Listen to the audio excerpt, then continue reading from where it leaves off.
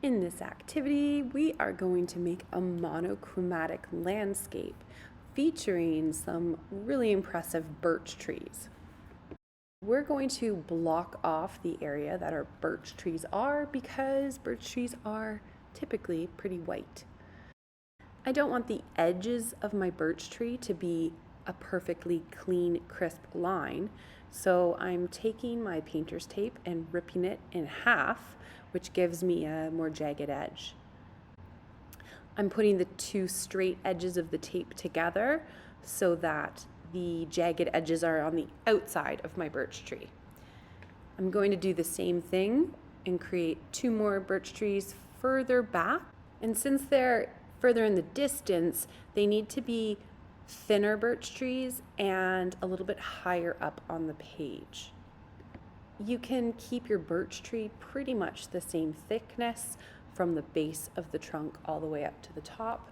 However, if there is a little bit of a narrowing, you want to make sure the base of the trunk is the thicker area. Another important tip is to have the birch trees go right off of the page. This is going to help to establish just how tall they are, and also we don't have to worry about drawing in any birch tree leaves.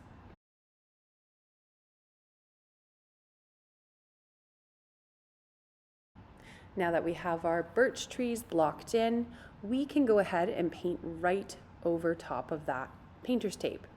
So I'm starting off with a puddle of white and just the tiniest little drop of my color. You can see it doesn't even really look like there's any change, but I promise you it is there. You want this to be almost white. This is my sky, and it is the furthest thing in the picture. You can bring this down toward the bottom of the page, even though we're going to be covering most of it. But this helps you to sort of understand the paint you're working with, and it will give you a nice underpainting to work on top of.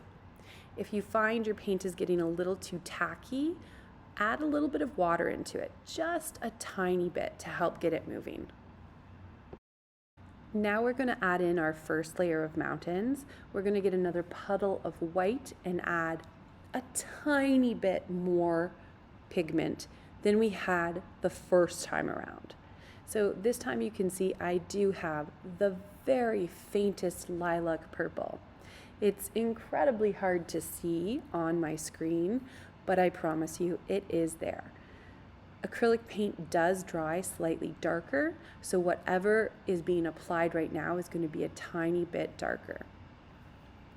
For your next set of mountains, you're going to do the same thing, starting with mostly white and adding a tiny bit of your pigment color. This time you can actually see my mountains, and there is no right or wrong way to do these mountains. They could be flowing hills or a lot more jagged. The main thing is to just make sure you have a little bit of space between the sky in that first set of mountains and your second set of mountains, and now on to your third set of mountains. You can see my color is increasing very, very slightly. It's a subtle change between each of the mountains, and this is helping us to establish the element of space by making it look like there are mountains in the distance. This next layer of purple is less of a mountain and more of our ground.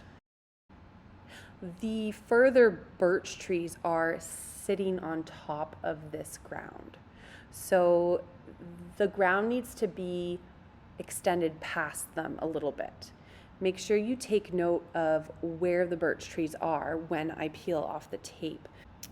This will help you get the placement right on your own painting.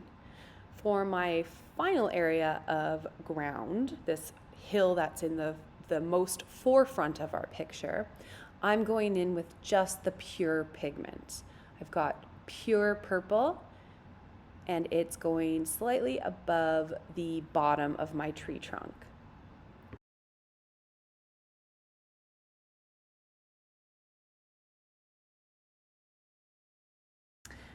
Now, the really satisfying part is peeling the painter's tape to reveal where our birch trees are.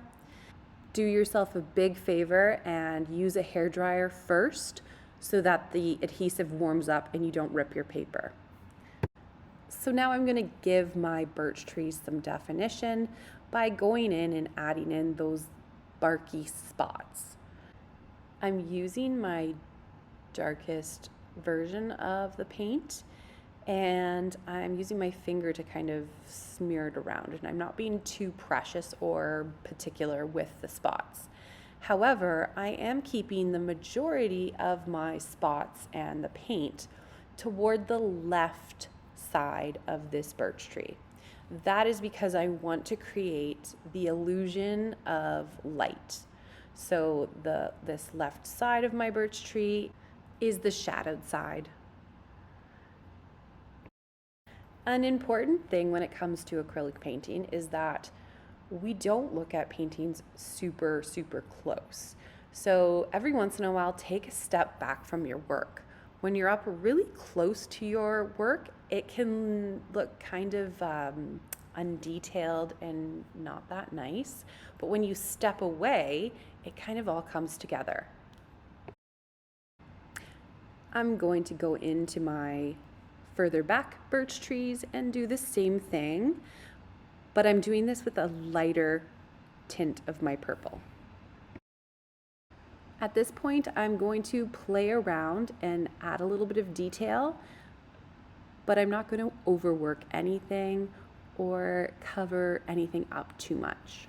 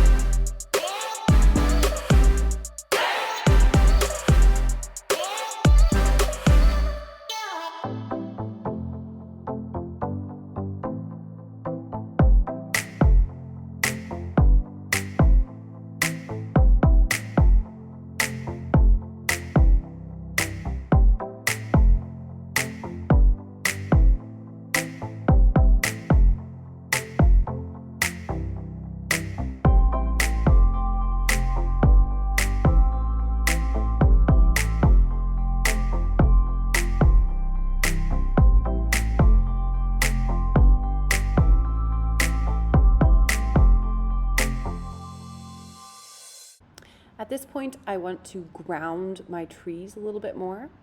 So I'm going to add in a tiny bit of detail, just giving some implication of grass or some sort of foliage down here on the ground. I'm not overthinking it. I'm not putting too much detail into it. And I'm just using my brush in a motion that gives me this grass-like effect that I want.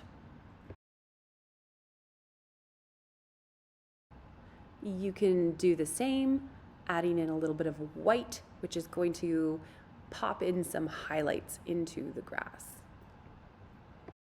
You'll want to do the same thing for the further back birch trees, but in a lighter color.